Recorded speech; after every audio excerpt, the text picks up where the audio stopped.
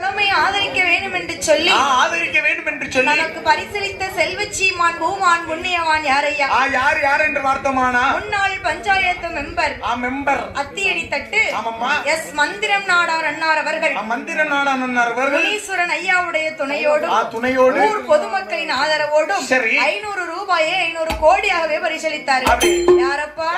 முன்னாள் panchayat member S மந்திரம் நாடார் அண்ணார் அவர்கள் 500 ரூபாயை கொண்டு வந்து 500 கோடியாகவே பரிசளித்தார்கள்.